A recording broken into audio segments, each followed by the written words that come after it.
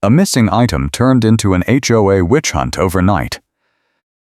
She is already screaming before I even finish parking. I am authorized to enforce this, Joanne Whitaker shouts across the mailbox cluster, waving a stack of identical complaint forms in the air like they are court summons. You stole from those cars last week, and the HOA policy requires immediate punishment. I am going to call the police and report you as a thief if you do not surrender your gate fob right now. I step out of my truck and hold up both hands. I work as a mechanic in Orlando, Florida, and I live in Lakeview Heights Homeowners Association, a cul-de-sac-heavy neighborhood where gossip moves faster than the afternoon thunderstorms. My gate access and parking rights are being threatened as leverage, and Joanne is the security vendor point of contact, which means she controls who the private patrol hassles and who gets a pass. She has light brown hair in a chin-length bob, a gray puffer vest, a blue visor, and a handheld radio clipped to her belt like she is dispatch. I have light brown hair in a short side part, a brown work jacket, a gray bucket hat, and a tiny flashlight I use for inspections. Right now, I am holding that flashlight like it is going to help me make sense of this. What are you talking about, I say. I did not steal anything. She steps closer and jabs a finger at my chest. A sealed envelope of cash for a charity raffle was taken from a glove box. Security footage shows someone near the vehicles at night. You were out there. I have a committee for that. Go ahead and call whoever you want. I have a committee for that. I ask for a copy of the rule she is citing, and she goes nuclear. Demanding documentation is an admission of guilt, she snaps. The HOA policy requires immediate punishment, and you just proved you are trying to delay accountability. I am fining you $300 for obstructing an investigation, and if you do not pay by tomorrow, I am having your car towed for non-compliance. Two neighbors grab their mail and freeze mid-reach. One of them, an older guy walking his dog, stops and watches. Joanne does not care. She pulls out her phone and starts typing like she is filing a report in real time. I stay calm because losing my temper here will only make it worse. I need to know what she thinks she saw. Show me the footage, I say. She smirks and points at a camera lens mounted on a streetlight pole 20 feet away. That is proof, she says. I do not need to show you anything. I am authorized to enforce this. The dog-walking neighbor clears his throat. I saw her snooping around those cars the other night, he says. Not him. Her. Joanne whips around and glares at him. You are confused, she says. You saw him. The neighbor shakes his head. No. I am pretty sure. It was you. You had a flashlight, and you were looking in windows. She ignores him and turns back to me. You have 24 hours to pay the fine and submit a written apology to the board, or I am escalating this to a trespass charge. The tow yard closes soon, and if your car is taken, you cannot recover it until tomorrow. Do not test me. She storms off toward the clubhouse. The neighbor with the dog walks over and lowers his voice. She has been weird lately, he says. I have seen her taking stuff from the package room. You should check the cameras yourself. I thank him and head home. My hands are shaking. I did not steal anything, and I have no idea how to prove it when she controls the security vendor and the complaint process. I sit on my couch and pull out my phone. I need to think this through. Joanne has accused me of theft, threatened to call the police, and now she is trying to tow my car over a paperwork violation that does not exist. She claims the HOA policy requires immediate punishment, but I have never seen that rule in writing. I need a copy of the actual rulebook. I drive to the management office the next morning. The office is a small suite in a strip mall near the highway. The clerk at the front desk is a young woman with reading glasses and a name tag that says Vanessa. I explain the situation and ask for a copy of the HOA policy manual. She frowns and taps her keyboard. "We have 2 versions," she says. "The board uses an updated one, but residents only get the older one. Let me print both so you can compare." That stops me cold. 2 versions? Why? She shrugs. "I just work here. Management says it is for clarity. The board version has stricter enforcement language." She hands me both binders. I flip through them side by side, and my stomach drops. The resident version has no mention of immediate fines for disputes. The board version has a section that says the security point of contact may levy fines without prior notice for safety violations. Joanne has been citing rules that most people do not even know exist. I ask Vanessa if she has records of recent complaints filed against me. She clicks through her system and her expression changes. "There is one here from last week," she says, "but it looks like someone edited the submission date. The original timestamp was 3 days ago, but the file shows it was moved forward to match your dispute filing. That is weird." I lean in. "Can you print that?" She hesitates, then nods. I am not supposed to, but this does not look right. She hands me a printout with the audit log. The metadata shows Joanne's login credential and 2 different save times. She changed the date to make it look like my request for the rule came after her complaint, not before. She is framing me by rewriting the timeline. I take the printout and thank Vanessa. I need more proof. I drive home and pull up my doorbell camera app. I scroll back to the night Joanne claims I was near the cars. The footage shows me pulling into my driveway at 8:30 and going inside. I do not leave again until the next morning. But there is another clip, timestamped an hour later, that shows someone walking between parked cars with a flashlight. The angle is bad and the face is not clear, but the person is wearing a gray puffer vest and a blue visor. Joanne. I save the clip to a portable thumb drive and make 3 backup copies. I email one to myself and save another to cloud storage. Then I call the non-emergency police line and ask to file a report about harassment and a false theft accusation. The dispatcher puts me through to a deputy who takes my information and gives me an incident number. He says if Joanne keeps threatening me, I should call back and request a civil standby. I write the incident number on a sticky note and put it in my wallet. The next day, Joanne shows up at my door with 2 guys in black polo shirts, private security. She points at me and says, "He is the one. I need you to stand here while I serve him the formal notice." The security guys look uncomfortable, but they do not leave. One of them has his arms crossed. The other one keeps glancing at his phone. Joanne pulls out a printed sheet and slaps it against my chest. "This is your final warning," she says. "You are in violation of Parking Policy Subsection 12, which requires all vehicles to display updated registration stickers. Your car is non-compliant. I have already called the tow company. They will be here in 30 minutes. I look down at the sheet. It has no signatures, no date, and no actual citation.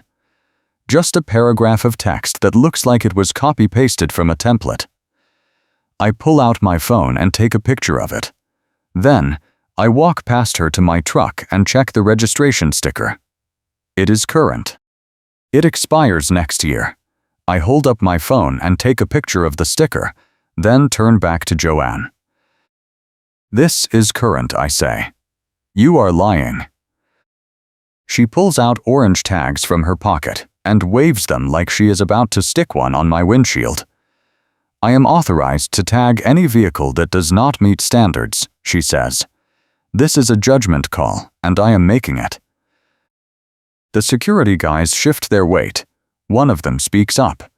"Ma'am, if his registration is valid, we cannot support a tow." She glares at him. "I am the point of contact.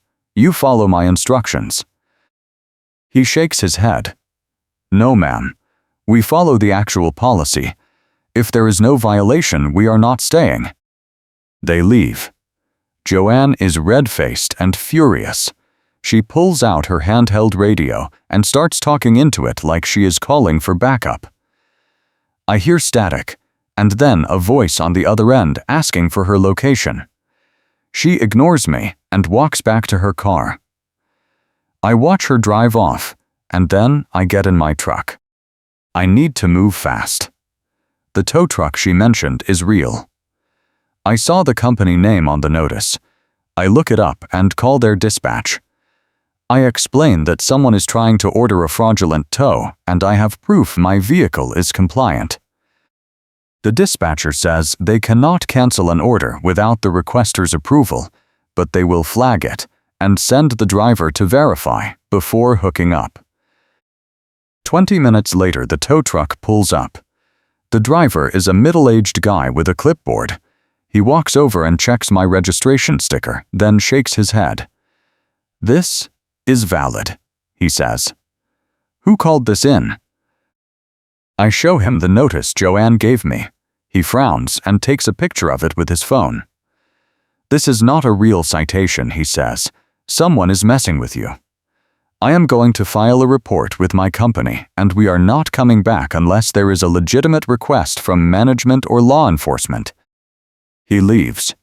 I sit in my truck and try to catch my breath.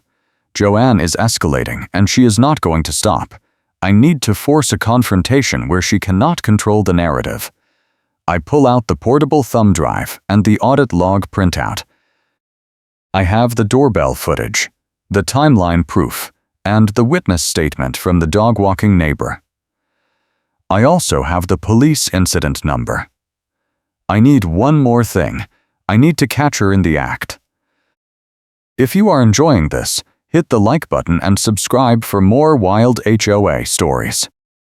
I spend the next 2 days watching the mailbox cluster and the package room.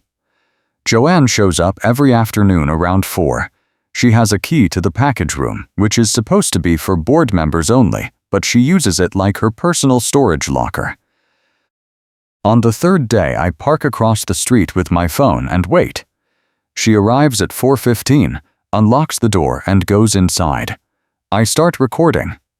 5 minutes later, she comes out with a small tote bag that is bulging with items.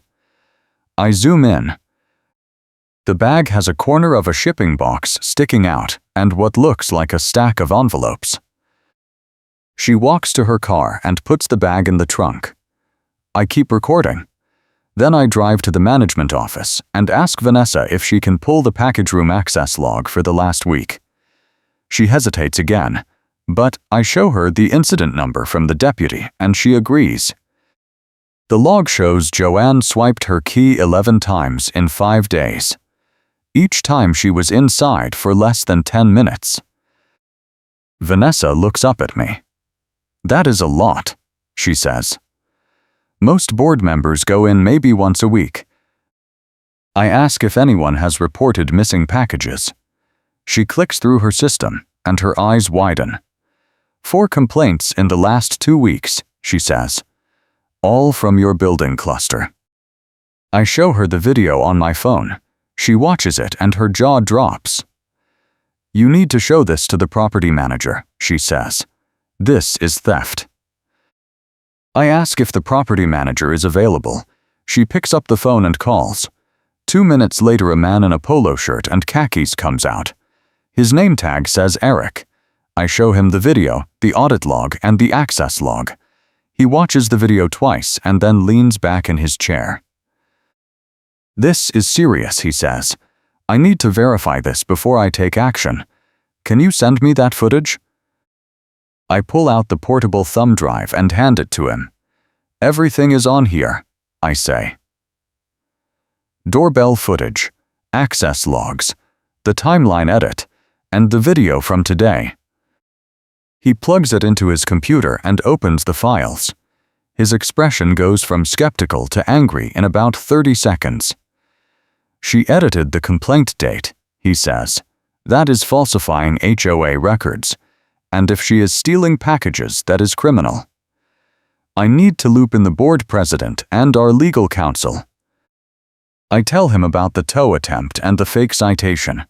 He writes everything down and then picks up his phone. "I am calling an emergency meeting with the board president tonight," he says. "Can you come back at 7? I agree. I leave the office and sit in my truck. My hands are shaking again, but this time it is adrenaline. I have her. Joanne has been stealing from the package room, framing me with edited records, and abusing her vendor access to harass residents. I just need to make sure the board sees it all at once, so she cannot spin it."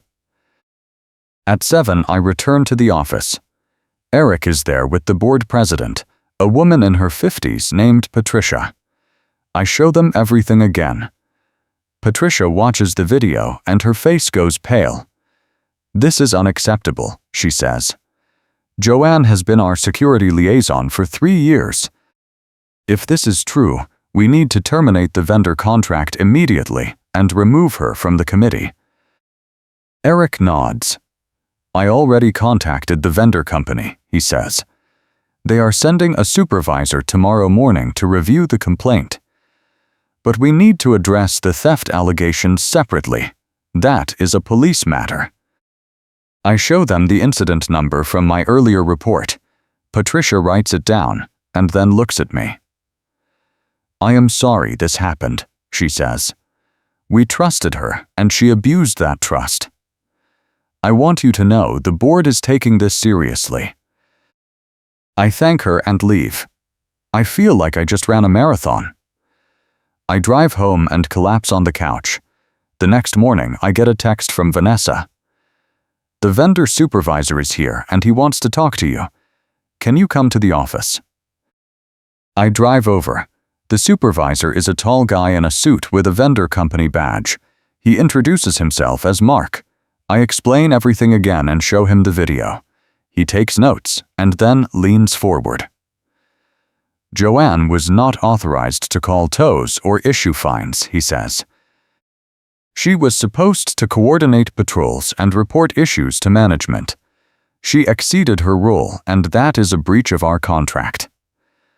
We are terminating her liaison position effective immediately."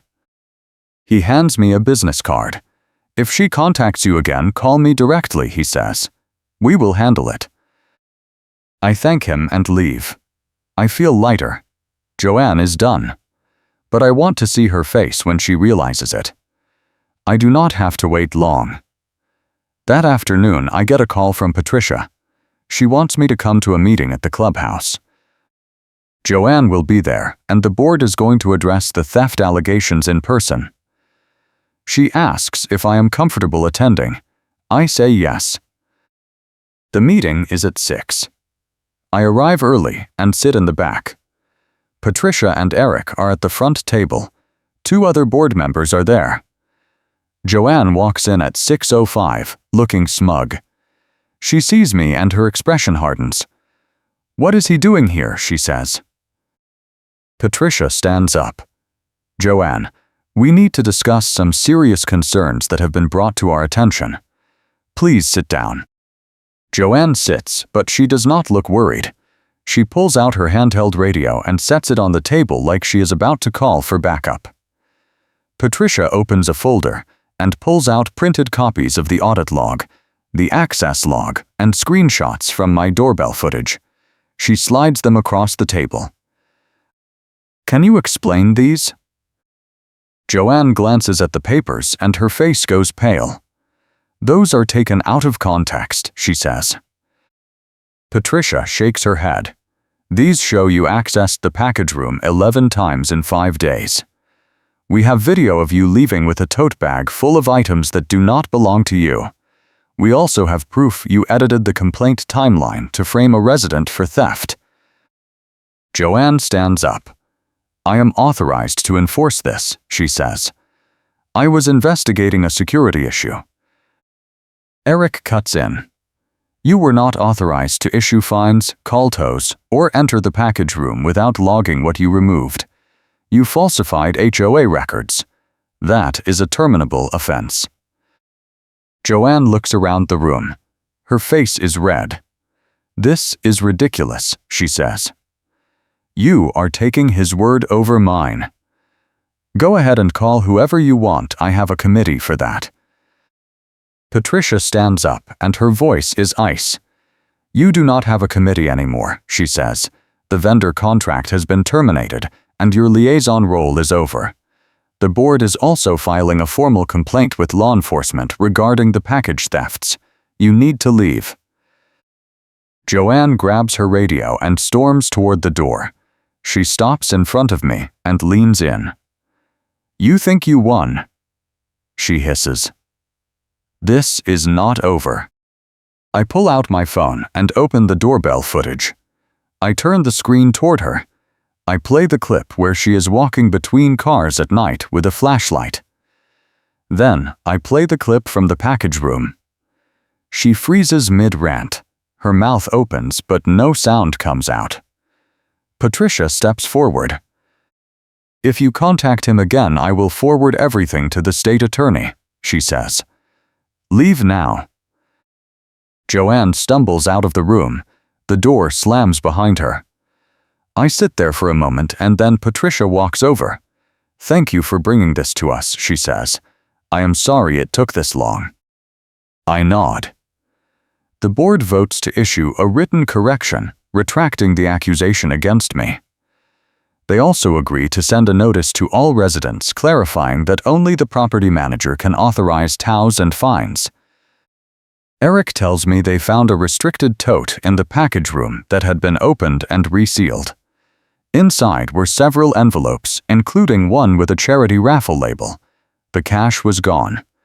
They turned it over to the police along with the access logs. 2 weeks later, I get an email from Vanessa. The police matched Joanne's key swipes to the missing package complaints. She was charged with theft and fraud. The vendor company issued a public apology and offered to reimburse affected residents. The HOA board terminated the vendor contract Karen abused and hired a new security company with stricter oversight. Joanne lost her committee role immediately. The funny karma moment comes a week after that. Joanne had demanded proof from me at every turn, insisting I could not prove my innocence. When I finally handed out copies of the doorbell footage, the audit log and the access log to the board and the vendor supervisor, she panicked. She tried to claim the footage was doctored, but the vendor company verified the metadata and the timestamps matched their own patrol logs. She had no defense. The invoice trail proved who ordered and received the missing supplies, and it all pointed back to her. The final piece comes when I run into the dog-walking neighbor at the mailbox cluster. He grins and tells me Joanne tried to get him to change his story. She showed up at his door with a clipboard and said she needed a corrected witness statement. He told her to leave and called the non-emergency line. The deputy who responded was the same one who took my harassment report. He told Joanne if she contacted any residents about the case again, she would be charged with witness tampering. She left and has not been seen in the neighborhood since. I stand in my driveway a month later and look at the new security company patrol car rolling past. The driver waves. I wave back. My gate access is restored, my parking rights are intact, and the $300 fine Joanne tried to levy was voided and refunded with an apology letter from management. The board implemented a new policy requiring all enforcement actions to go through the property manager first, with a 48-hour notice period and written documentation. No more vigilante liaisons. I still have the portable thumb drive in my glove compartment. I keep it as a reminder that proof matters more than accusations. Joanne thought she could rewrite the timeline, control the narrative, and intimidate me into silence. Instead, Every move she made gave me another piece of evidence. The doorbell camera, the audit log, the access log, the witness, the incident number, the tow company report, and the vendor supervisor all lined up to show exactly what she had been doing. She got caught on camera, management issued a written correction, and the HOA had to retract the accusation in writing. The neighborhood feels different now. People are more willing to question enforcement actions and ask for documentation. The new security company sends monthly reports to all residents with patrol logs and incident summaries. The package room was rekeyed, and access is now limited to the property manager only. Board members have to request entry through the management office. The two-version rulebook was scrapped, and the board published a single unified policy manual that every resident received by certified mail.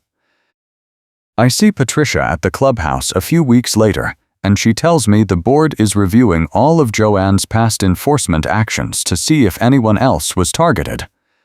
They found 3 other residents who were fined or threatened over violations that did not exist. All the fines were refunded, and the board sent personal apology letters. She thanks me again for standing my ground and bringing the evidence forward. She says if I had not pushed back, Joanne would still be running her scam and stealing from the package room. I drive home and park in my spot. I look at the camera lens on the streetlight pole. It used to make me nervous. Now it feels like insurance. I know the footage is being reviewed by the new company and management has access. Joanne tried to use surveillance as a weapon to frame me, but in the end it was surveillance that proved she was the thief. The sealed envelope she stole is still missing, but the charity organizer said the raffle went forward with replacement funds donated by the HOA as part of the settlement. Joanne was ordered to pay restitution, but she has not responded to the court summons yet. I do not care. She is gone, and that is enough. I walk inside and sit on my couch. My phone buzzes. It is a text from Vanessa. She says the property manager wants to thank me personally, and he is offering a 1-year waiver on my HOA dues as an apology for the harassment. I text back and accept. It is not about the money. It is about the principle. I was accused of a crime I did not commit, threatened with fines and towing, publicly shamed, and forced to prove my innocence while the person framing me had access to every tool she needed to bury me. I fought back with documentation, witnesses, and video proof. I did it the right way, and I won. The dog-walking neighbor texts me later that night. He says he heard Joanne is moving out of state. He does not know if it is true, but he hopes so. I reply and say I hope so too. I do not want revenge. I just want to live in my home without being harassed by someone who thinks a committee position is a license to steal and lie. The HOA board learned a hard lesson about oversight and accountability. The residents learned to ask questions and demand proof. And I learned that keeping receipts, recording everything, and staying calm under pressure is the only way to survive a targeted campaign by someone with a clipboard and a vendetta. I look at the stack of documents I kept from the whole ordeal. The audit log, the access log, the doorbell footage screenshots, the police incident number, the tow company report, the vendor termination letter, and the board apology. I file them in a binder and put it on my shelf. I do not think I will need them again, but I am keeping them just in case. Joanne proved that people in power will abuse it if no one checks them. I am the check now. If the HOA tries anything shady again, I will be ready. Thanks for watching. I will see you in the next HOA story.